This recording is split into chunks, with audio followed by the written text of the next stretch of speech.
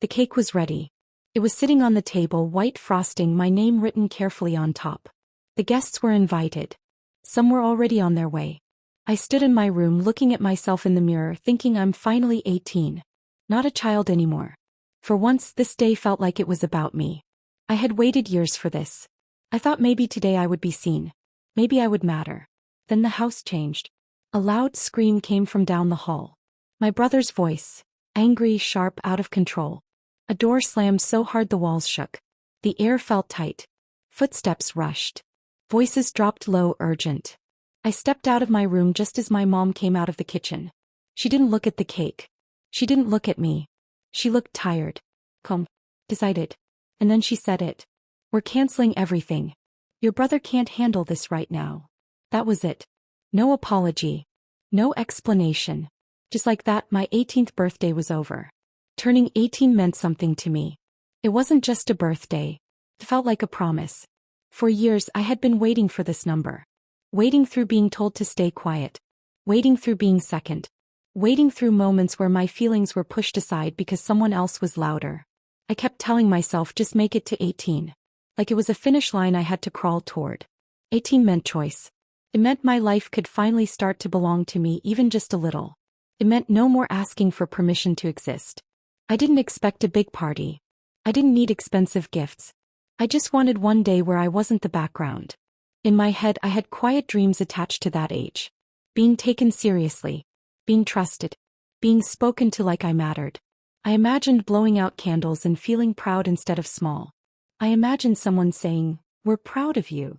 Turning 18 felt like crossing a line where things would finally change. Where I wouldn't have to keep proving I deserved space. That's why that day mattered so much to me. My brother's tantrum took over the house. It always did. He didn't like attention being on anyone else. If something wasn't about him, he made sure it became about him.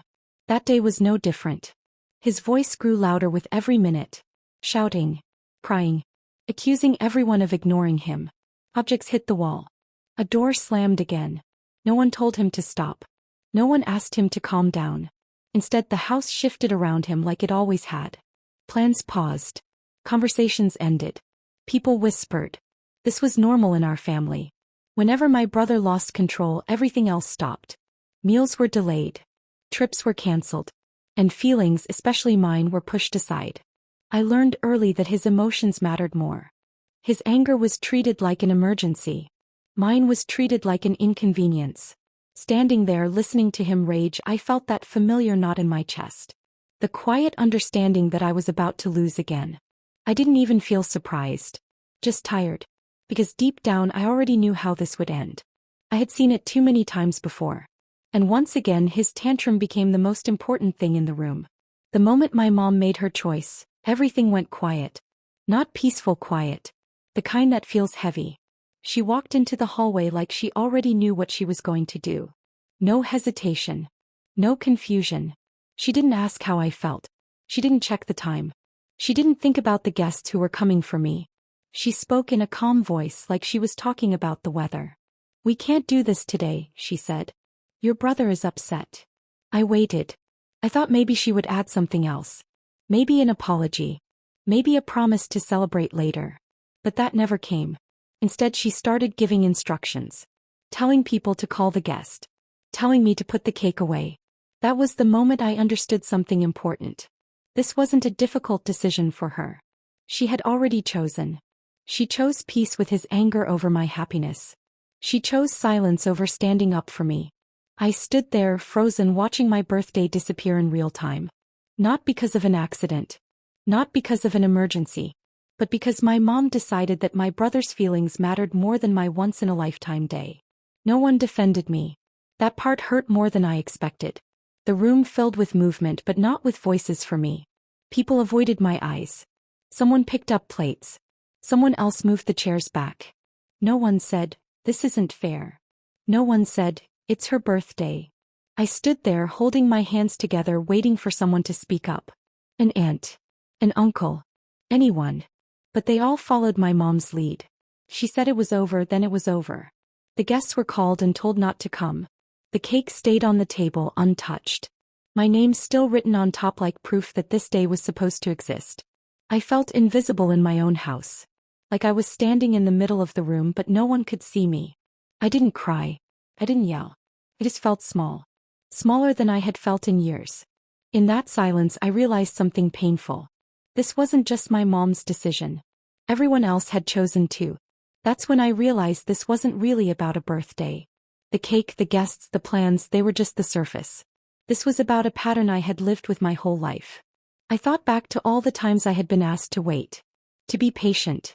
To understand. Times when my needs were pushed aside because my brother was having a bad day. Times when I was told not to make things worse by speaking up. I learned early how to shrink myself. How to stay quiet so things could stay calm. How to accept less and call it normal. Standing there, I finally connected all of it. Every cancelled plan. Every ignored feeling. Every moment where I came second. This birthday wasn't an exception. It was just the clearest example. That hurt in a different way. Because it meant nothing would change. Not at 18. Not ever. I saw the truth clearly for the first time. I wasn't unlucky. I wasn't overreacting. I was living in a family where I was always optional. And once I understood that, something inside me started to let go. That night I packed a bag. Not in a dramatic way. No yelling. No slammed doors. I waited until the house was quiet. Until everyone was busy dealing with my brother. Until no one noticed me moving from room to room. I packed only what I needed. A few clothes. My ID. Some cash I had saved over time. Each item felt heavy in my hands. Not because of the weight but because of what it meant. I kept listening for footsteps. For someone to ask what I was doing. For someone to stop me. But no one came. As I zipped the bag, my heart was racing. I was scared. I didn't know exactly where I would go or how things would work out. But under the fear there was something else. Relief. For the first time I wasn't waiting for permission. I wasn't hoping someone would choose me. I was choosing myself. When I opened the front door, the house stayed silent. No one noticed. And just like that, I stepped outside carrying more than a bag. I was carrying my decision. I paused outside the door longer than I want to admit. I stood there, bag in my hand, listening. Waiting for someone to call my name. Waiting for footsteps behind me. I told myself any second now. Maybe my mom would realize what was happening. Maybe she would come out and ask me to stay. Maybe she would say she was wrong. The night stayed quiet. No door opened. No voice followed me. No one asked where I was going. That silence said more than any argument ever could. I walked down the steps slowly, almost hoping someone would stop me at the last second. But the house stayed dark and still. With every step away, the truth became clearer. I wasn't being pushed out. I was being allowed to leave. And that hurt in a way I didn't expect. Because it meant I wasn't being fought for. I wasn't being missed yet. I wasn't even being noticed. By the time I reached the end of the street, my hands were shaking. But my mind was calm. I finally understood something important. If I stayed, nothing would change. If I left, at least I had a chance. Life didn't fall apart after I left. At first it felt like it might. Being on my own was scary. I didn't have anyone checking in on me, no one making sure I was okay. Every choice, every small decision was mine alone. I had to learn quickly. How to cook. How to manage money. How to survive without someone always telling me what to do. But with each passing day, I felt something I hadn't felt in years. Control. Freedom. A sense that my life belonged to me, not to anyone else. I started making small wins that felt huge. Paying my own bills. Choosing my own meals. Deciding my own schedule. And with those wins came confidence. I realized I could trust myself. I didn't need someone else to approve of my happiness. I missed my family sometimes. I even hoped they might notice me. But deep down I knew this was better. Better than waiting for someone to see me. Better than shrinking for someone else's comfort. For the first time I felt like I mattered. And that feeling was priceless. Back home life went on, just not the way it used to. Without me there, the house felt different.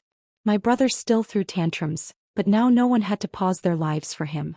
My mom ran around trying to keep control, but I could imagine the frustration building. People started noticing what my absence meant. Small arguments I would have endured escalated. Tasks I used to handle were left undone. And suddenly everyone felt the strain I had carried silently for years. I watched from a distance, quietly observing. It wasn't satisfaction. It was clarity. I could finally see the patterns that had trapped me.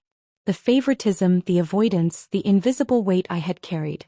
Now it was visible to everyone else. I realized that my presence hadn't been enough to change anything. It wasn't my fault that I had been overlooked. The same cycles continued, but I was no longer a part of them. And in that distance I found peace. I could care about them without being controlled by them. I could witness their struggles without being pulled into their chaos. For the first time I felt safe being myself. And that safety was worth more than any apology I could have received. Eventually they reached out. It wasn't a sudden apology. It wasn't, "We were wrong." It was cautious, careful, focused on themselves. A message from my mom asking how I was. A text from my brother trying to explain his side. The words were polite but hollow. They wanted to know that I was okay, but not that they had caused the pain. Reading their messages, I felt a strange mix of emotions. Part of me wanted to answer. Part of me wanted to scream at them for all the years I had been overlooked. But I stayed quiet. Because I understood something now. Their concern wasn't about me. It was about easing their own guilt. About making themselves feel better. Not about acknowledging what I had endured. And that was okay. I didn't need their recognition anymore. I didn't need permission to exist. I didn't need their approval to be happy. I had left for myself. I had survived. I had grown. Their reaching out came too late to change anything. But it didn't matter. I was already free. And that freedom was mine alone. I didn't leave out of anger. It's easy for people to assume that leaving means I wanted revenge, that I wanted to punish them. But that wasn't it. I left because I had to survive. Because staying meant continuing a life where my feelings didn't matter. Where my happiness was always optional. Where someone else's comfort came before my own. For years I had shrunk myself. I had hidden parts of who I was just to keep the peace. I had hoped someone would notice, someone would choose me. But no one did. Leaving wasn't a dramatic act of rebellion. It was a quiet choice for self-respect. A decision to put myself first, finally. I had learned that I couldn't depend on anyone else to protect my heart. I couldn't wait for permission to matter. I had to give it to myself. And so I did. Walking away wasn't about hatred. It wasn't about punishment. It was about reclaiming my life. Taking back the space I had always deserved. Sometimes the bravest choice isn't to fight them. It's to fight for yourself. And that's exactly what I did. After everything that happened, I decided I wasn't going to let that day be stolen from me. I celebrated myself. Not with a big party or fancy decorations, but quietly, intentionally. I bought a small cake, lit the candles, and made a promise to myself. A promise that from that moment on, my happiness would matter. I realized family doesn't always mean the people you're born to. Family can be the people who see you, who respect you, who lift you up. And sometimes it starts with being your own family first. I want you to hear this. You don't need permission to take up space. You don't need someone else to decide that you deserve to be celebrated. So I made that day mine. I laughed, I cried, I honored the person I was becoming. They canceled my birthday, but I finally chose myself. And that choice will stay with me forever.